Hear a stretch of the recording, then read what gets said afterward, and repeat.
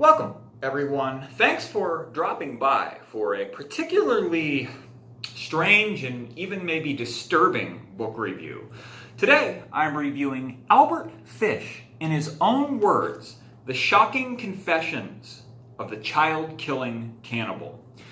This book is about a man named Albert Fish, who was a very disturbed and perverse man. From a very young age, starting around 5 or 6, Albert Fish had these very disturbing, sexually violent obsessions. And throughout his entire life, he assaulted and killed people. Very disturbing thing to read. Very strange and unusual personality was Albert Fish.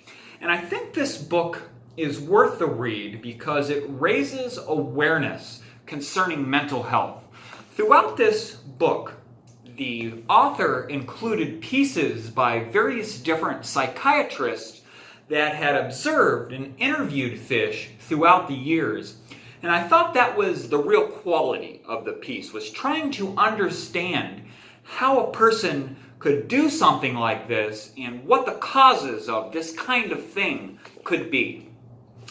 This book was extremely interesting from the very beginning. You know, there's a kind of just very interesting nature when it comes to serial killers and people that do the unusually bizarre things in life, especially criminally and psychologically speaking. Albert Fish was particularly dangerous because he was of a personality that seemed like a typical, friendly, elderly, even feeble grandfatherly type. And that was one of the tools that he used to abduct and kill his victims, was just his own gentle, seemingly gentle nature.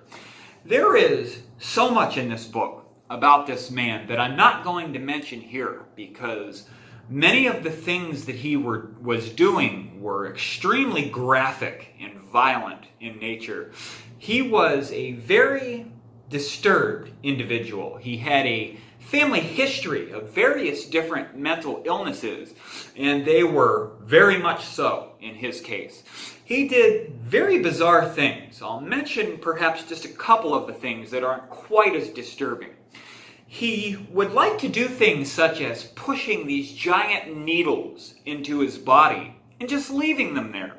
Many of them were eroded. Upon his arrest, he was given an X-ray as part of a jailhouse medical exam, and he had these big, long iron pieces of metal inside his body, many of them between his legs. So that gives you an idea there just how disturbed this guy was. And I really would like to go into some more of these strange and unusual things this guy was doing, but I think they're probably a little bit inappropriate for a general book review. I give this book 4 stars out of 5. This is a compilation. This book wasn't really written by the author here. It says produced and edited by John Borowski.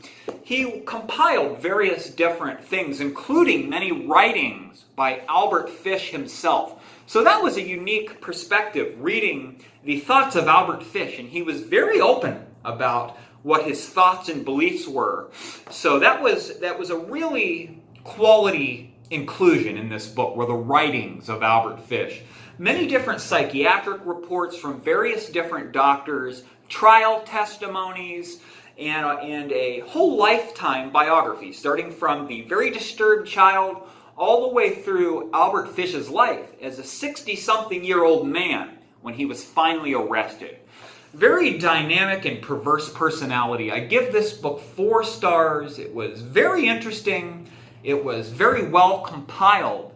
And it was just a very good read. A couple things of note here. This book was written, the author includes a couple different writings of his own, and they seem to be fairly amateurish in nature. There were a lot of spelling mistakes, typos, various different typographical and construction errors in this book.